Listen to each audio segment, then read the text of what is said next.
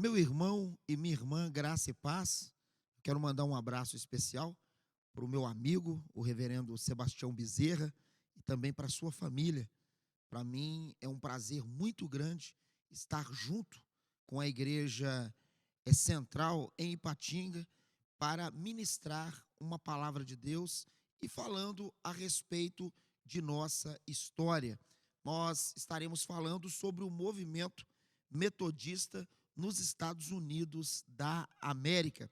Nós sabemos que no dia 24 de maio de 1738, às 20 horas e 45 minutos, John Wesley teve uma experiência poderosa com o Espírito Santo.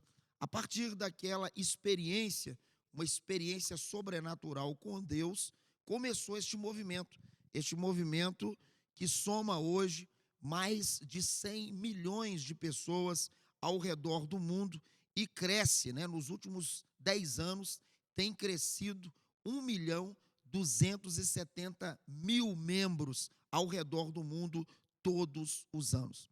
Mas quando nós vamos falar a respeito da vida deste discípulo de John Wesley, denominado Francis Asbury, nós precisamos de entender o contexto. No ano de 1767, o pregador George Whitefield, que é muito conhecido, perguntou a Wesley se havia alguns pregadores disponíveis para serem enviados para a América, para estar expandindo a obra de Deus naquela localidade. A resposta inicial de John Wesley foi um pouco negativa, afirmando que não haviam pregadores suficientes, nem mesmo para suprir as demandas da igreja metodista na Inglaterra. Naquele período, a igreja estava crescendo de uma forma poderosa, por intermédio da pregação ao ar livre, por intermédio das classes, por intermédio dos bandes. Contudo, no ano seguinte, a pedido de Thomas Taylor, que solicita a presença de um pregador experiente, John Wesley leva o assunto à conferência metodista, e desafia os pregadores dispostos a sair da Inglaterra em direção aos Estados Unidos da América. Quando, enfim, no ano de 1771, no porto de Bristol, na Inglaterra, um navio saiu levando consigo dois jovens pregadores metodistas apaixonados, inspirados, cheios de Deus. Saíram Francis Asbury, que depois se tornou bispo, e também o jovem Richard Wright. Todos dois partiram para a América para anunciar o evangelho.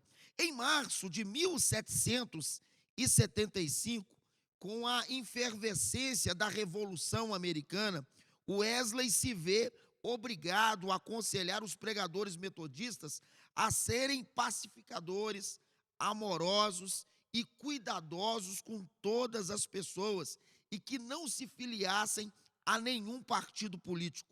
Poucos dias depois, chegou à Inglaterra a notícia de que a guerra havia estourado. Com isso, os metodistas na América tinham sido colocados em uma posição muito difícil.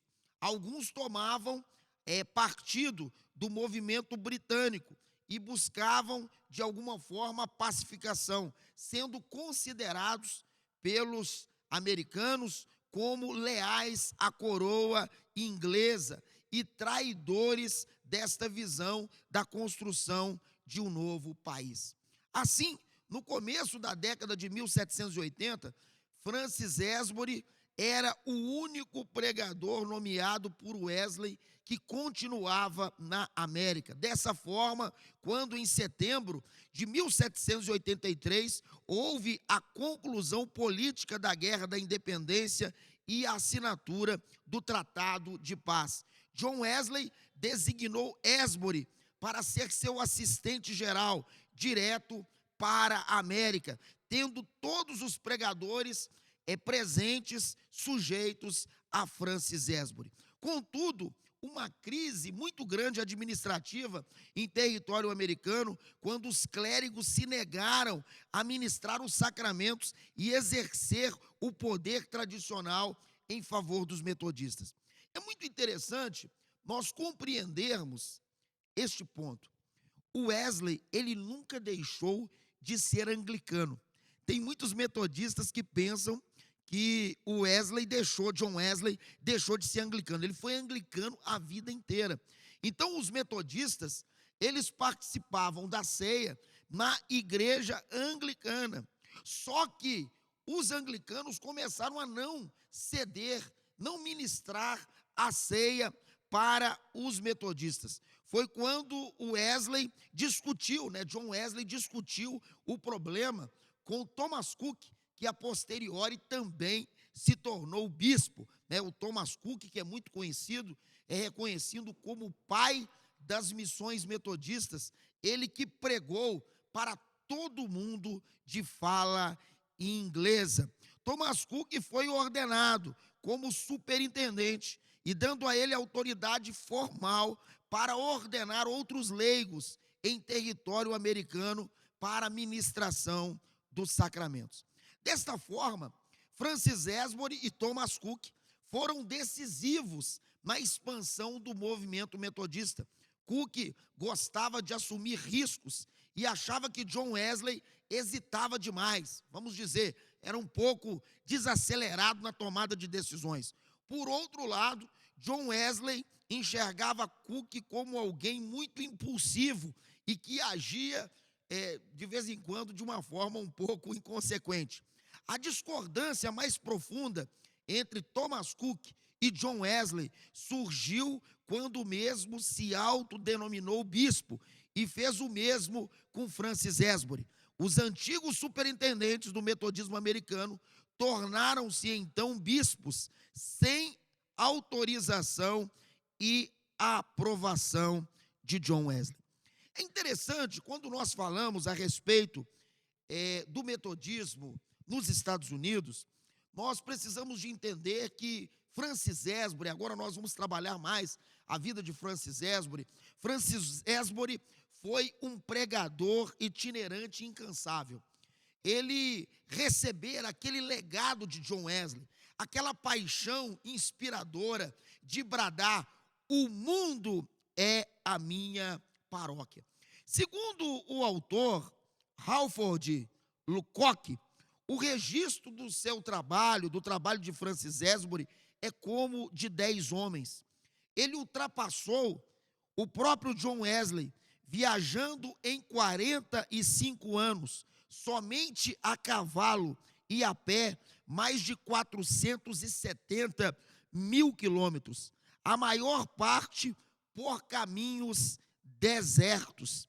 Ele pregou mais de 17 mil sermões. É muito interessante que quando Francis Esbury chegou na América, os pregadores metodistas, eles estavam nas 13 colônias e eles ministravam na autoridade do Espírito, mas eles possuíam apenas 600 membros. Quando da morte de Francis Esbury, o metodismo já possuía mais de 200 mil membros no livro de Hall. Segundo os especialistas, foi o movimento que mais cresceu nos Estados Unidos. Foi um movimento de crescimento, principalmente por intermédio da pregação nas fronteiras. Deus estava usando o povo metodista de uma forma poderosa, de uma forma sobrenatural. E eu gostaria ainda de deixar para você essa informação que para mim ela é no mínimo preciosa, porque essa informação ela traz a grandeza do trabalho de Francis Esbury na América, porque para muitos o metodismo é um movimento, vamos dizer assim, tímido, mas isso não é uma verdade. O movimento metodista sempre foi um movimento de muito crescimento, foi um movimento de vanguarda, foi um movimento de avivamento, tanto que nas fronteiras se reuniam de 4, 10, 15, 20, até 30 mil pessoas para receber os sacramentos, para realmente receber o anúncio da palavra de Deus, e eram muitas e muitas as conversões. Deus fez uma obra assim miraculosa na vida do metodismo americano, por intermédio dos metodistas. É muito interessante que você chegando em Washington, D.C., existe um memorial sobre a vida de Francis Esbury. Na inauguração do monumento, o presidente Calvin Coolidge disse o seguinte a respeito de Esbury: seu posto avançado marchava com os pioneiros, seus missionários visitavam as choupanas dos pobres que deveriam ser levados ao conhecimento da verdade. Quem poderia dizer aonde sua influência, escrita nas almas imortais dos homens, termina? Ela é muito mais do que se imagina. Provavelmente, Nancy Hanks, a mãe de Abraham Lincoln, o tenha ouvido na sua juventude. Adams Jefferson devem tê-lo conhecido, e Jackson deve ter visto nele um incontrolável espírito ardente. Ele é intitulado um dos construtores da nossa nação. Francis Esbury é tido na América, nos Estados Unidos, como uma das 66 pessoas mais influentes da história da América. É interessante que quando ele desenvolveu o seu trabalho, foram quase 1000 acampamentos evangelísticos que foram feitos em todos os Estados Unidos. Quando Esbury chegou à América, haviam cerca de 660, 700 metodistas. Quando morreu, mais de 200 mil. Ele ordenou mais de 3 mil pastores e pregou mais de 17 mil sermões. Mais de 14 mil classes, mais de 14 mil células metodistas se formaram no metodismo nesses mais de 40 anos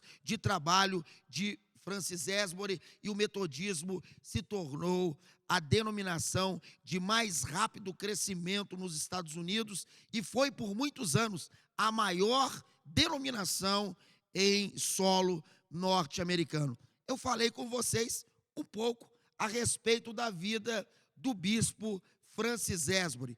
Em 2010, nós lançamos este livro, ou melhor, traduzimos este livro intitulado A Vida de Francis Esbury, o Bispo da América. O livro é do autor Darius L. Salter e foi traduzido pelo meu amigo Eduardo Paulo Gomes, quando eu era ainda pastor na Igreja Metodista Central em Belo Horizonte.